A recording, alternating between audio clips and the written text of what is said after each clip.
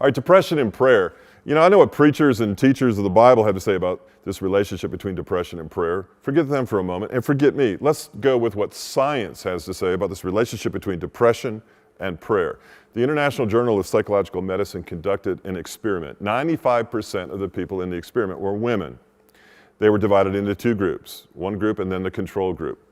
They were all screened using a Hamilton rating scale. They were given a life orientation test, and they were measured in the testing, psychological test, their level of depression and anxiety. Group 1 was formed of these subjects, and each week for 1 hour, they were involved in receiving and asking in prayer. In other words, prayer was 1 hour of their life every week for 6 weeks. The other group, the control group, zero prayer. Equally depressed, equally anxious. The prayer group, equally depressed, equally anxious. The only difference, one received 1 hour of prayer and prayed. The other had no prayer and didn't pray. Now, what's the findings? Well, the findings are pretty interesting.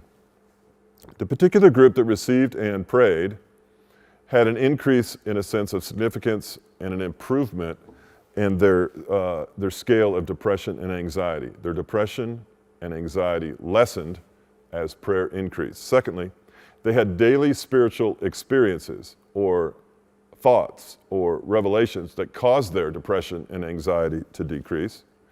In addition to that, there was an increase in their optimism and their outlook on life. And this increase of optimism, this overall feeling of good and significance actually was maintained 1 month after the last prayer encounter, the last hour of prayer in the 6th week of the experiment. Now, the cortisol levels of the group that received prayer and prayed and the group that did not have any prayer whatsoever remained equal after the 6 weeks of prayer. But, notice this, the group that received prayer had a totally different emotional affect and outlook on life because of the prayer, apparently, and those that received no prayer had the same cortisol levels, but had totally different results. They were still depressed, they were still anxious, they still lacked optimism, and they had no improvement, and that improvement did not last a month afterward, it just remained the same, zero improvement.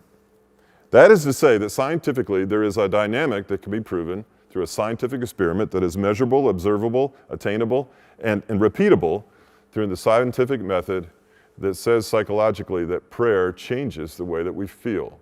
Now, if you're a person of faith, I'll give you this verse, and if you're not a person of faith, I'll give you the same verse. We both have to deal with it. Science tells us what I just told you is correct.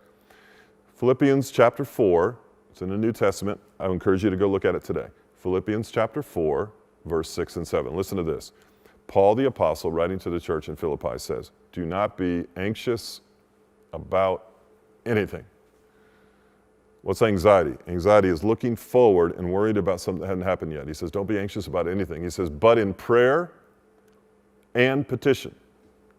That is to say, prayer is not just petitioning God for something. Prayer is talking, enjoying, praising. He said, don't be anxious for anything, but in everything, that's everything, by prayer and petition, with thanksgiving, he says, present your requests to God. And the peace of God, not your peace, not the world's peace, not a peace we get doing this and that, but God's peace that transcends all understanding. That's the thing about prayer. Let's say you're not a person of faith. You say, okay, scientifically that happened, but I don't understand it. Okay, who cares? Why do you have to understand it? Why would you be? If you could understand it, it wouldn't be God. You don't want to be able to understand everything. This is the world we live in. Everybody wants to understand everything. Listen, I just told you that prayer changed the emotional affect of depressed and anxious people. I don't have to understand that. I just have to accept it. By prayer and petition, with thanksgiving, present your requests to God, and the peace of God that transcends all understanding will guard your heart and mind in Christ Jesus. When I pray, I feel better. I don't need a professor to explain that to me. I don't have to read it in a book. I just have to feel better. It transcends understanding. If I can figure out God, if I can define him, if I can limit him, if I can understand him, he's not God. He's just a guy down the street. I want a God I can't fully understand. I want a God who can do things beyond the realm of the limitations of what I experience here on earth. I want a God who's beyond the limitations of time and space. I want a God who's beyond the limitations of my brain's ability and yours combined in understanding him. Depression and prayer, there is a relationship, science proves it. Can't understand it, but you can enjoy it. Now the question is, will you? Person of faith, get busy praying with gratitude. Person without faith, read Philippians 4, 6, and 7, and make a choice given to you by God as to what you're going to do about that. Stay in your depression or ask for help. Let me say that again. Stay in your depression or ask for help. Your choice. That's where truth intersects everyday life, and I love it.